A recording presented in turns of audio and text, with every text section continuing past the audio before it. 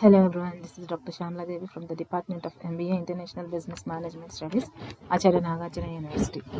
Today's our topic is regarding the process of MBOs, which is known as Management by Objectives. Okay. In previous classes, we have learned about the MBOs, features, pros and cons of MBOs. Okay. Now, what is the process of MBO? Okay. So, the process starts the first step, determination of objectives of the enterprise. Okay, so determination of objectives of the enterprise means we all know that what does MBO means.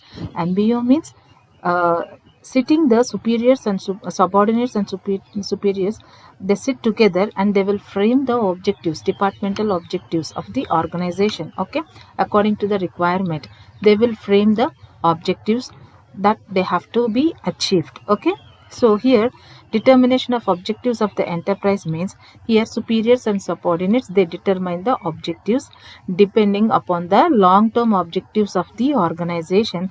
These short term or departmental goals can be framed, okay, according to the feasibility of achieving the long term objectives. Depends, they frame, okay, they frame the short term objectives or departmental objectives. So there will be an integration between the departmental goals and the organizational goals. So in such a way, these superiors and subordinates, they determine the objectives of the organization.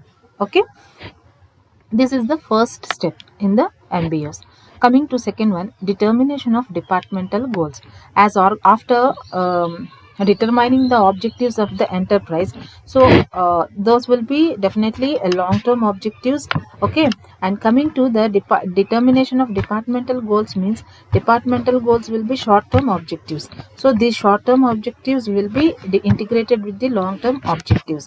Okay, so determination of departmental goals means as the organization has different departments like HR, personnel, production, marketing. Okay, so all departments have their own personal departmental goals. Okay, so they will frame according to the requirement of the department, they will determine the objectives of the departments. Okay, so next one is fixing key result areas. Okay, KRAs, which are known as key result areas. So the framing of the objectives, either organizational objectives or departmental objectives.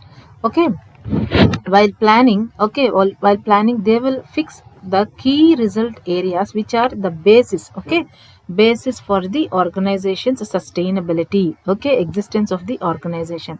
So the organizational objectives and planning premises, they both together, they provide the basis for the determination of key result areas. What are the key result areas will be determined by the organizational objectives and planning premises.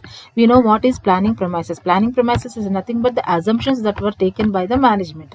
So depending upon the assumptions, okay, that what could be done, okay, what would happen in future, okay, depending upon the planning premises will be made on that organizational objectives. So both of these, they will determine, they will fix the key result areas of the organizations. Okay, so what, for example, the key result area, market performance in our organization. So we have to analyze the market performance. Okay, so objectives should be framed according to the market performance. If at all our market is not going well in the environment, okay, so we have to analyze because marketing performance means the sales, how the sales are going. If the sales are going well means we can gain profits in the organization. Okay, if at all the market is not going well, if at all our product is not going well in the market means definitely it results in the losses of the organization. Therefore the objectives framed, determined, and the planning premises, these both will determine what are the key result areas in the organization. Or else production department is the key result area in our organization, for example, then it will lay down the objectives according to the production department. It will find out the key result area is the productivity. So depending upon that, analysis will be done. Depending upon that objectives, planning premises will be framed. Okay, so fixing key result areas purely depends upon the objectives and planning premises. Okay, So key result areas means they indicate the strength of an organization. Okay, so they are arranged on a priority basis also. So first of all, what priority we have to give for productivity, for profitability, for market performance, for innovation. So priority should be given, ranking should be given to first what we have to give more importance. What is the first key result area for our organization? Okay, profit maximization is our key result area. Like that we have to identify and determine. Next, coming to determination of individual targets. So MBO means we are targeting the individuals. Why? Because after framing the objectives of the organizational and department, okay, so each and every person has given some roles and responsibilities, some authority, delegation of authority. Okay, so the work that should be performed by the individuals, so clearly they will define the action plan. Okay, according to that, the individuals should work, either superiors or subordinates. Therefore, a targets will be given to them, and the performance will be determined by the by for every individual manager and for every individual subordinate. Okay, here superiors and subordinates performance will be determined here. Okay, so that is known as determination of individual targets. So by a determination of individual targets can be known by the action plans, how they are performing. Okay, so this is about the determination of individual targets. Coming to another one, matching of resources with objectives. Here we know that any organizations will have the men, materials, money. Okay, all these are resources.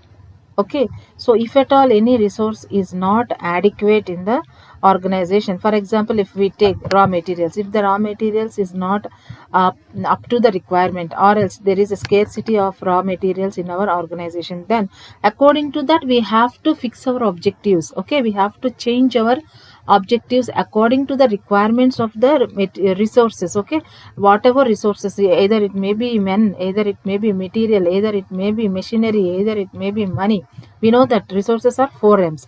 So if at all there is any changes in those, means according to that we have to frame our objectives. According to that we have to change our objectives. Okay, next one, holding periodical review meeting. This is necessary in the process of MBOs. Why? Because after giving the guidelines, after giving the clear objectives to the superiors and subordinates of the organization, their performance should be analyzed, their performance should be known. Okay, by conducting the periodical reviews, to what extent they have reached their expectations. Okay, so they will be judged according to the performance. If a subordinate failed to make the expectations, okay, then they will analyze what were the problems. Okay, what are the problems that he has encountered. Okay, and those problems may be the management tries to resolve those problems in order to in order to get work from him, effective performance. Okay, and coming to another one, performance appraisal. So at the end of the MBO cycle, we will see this performance appraisal after setting the objectives, after giving the action plans. Okay, after analyzing the performances. Okay, finally, if at all there were any flaws in their performance. Okay, after analyzing the standards with actuals. Okay, final performance appraisal will be seen. Are the subordinates, are the individual managers, are they achieved the goals or not? If at all there are any shortcomings in the working, means then they will try to remove the flaws in the performance. Okay, they will try to remove the problems in the work environment. Okay, and it ensures that everything goes according to the plan. The MBO approach is mainly concerned with the results or performance in the personalities. Okay, it morely concerned with only performance only, results only. It sees only the results, only the performance. Okay, so that is why this MBO is the cycle of this MBO is framed. Okay, if at all there are any flaws, means definitely it tries to take the corrective measures for improvements. And coming to another one, publicity of achievements. So the last step of the process of management by objectives is to popularize the achievements of a particular department or a particular manager. No, publicity of achievements means definitely the other employees in the who are working in the organization, they will definitely motivate by the person who have already achieved. Why? Because that particular person will be popularized in the organization, and at the same time the concerned individual will be duly rewarded and regarded for the achievements. Okay, so they may be promoted or given an increment in salaries. Anyway, either monetary or non-monetary ways, the achievement can be publicized in the organization, and this would be a motivation for the other employees also in the organization. And coming to the last one, recycling. So the three there as in recycling we will see three aspects. Okay, so first one is objective setting, action planning, and performance review. Basically MBO sets upon these only. Okay, so therefore depending upon the objective setting, depending upon the action planning, okay, and depending finally the performance review. Okay, again if at all it is necessary means again it will recycle the MBO process. If at all there are any flaws in the, if at all the actuals were not achieved according to the standards means again there will be a recycling process in the MBO. For example, objective settings provides a basis for action planning. Okay, we know, so what objectives we have set, those will be converted into the action planning. For example, if we are preparing for any examination, so the objective of the exam is to get a 90% marks in the exam. So the action plan would be the hard work that or the efforts that we put in the examinations. And finally it provides the basis for performance review. How it will provide basis for performance review means by seeing the marks, if at all do we achieve the 90 percentage of marks in the exam or not. So this will be helpful for the review of our performance, and if at all we have not achieved that performance means again we will go for another action planning, objective setting action planning. So this will be reviewed, recycled again and again. So this cycle and recycle goes on a continuous process. Okay, so this is about the process of MBOs.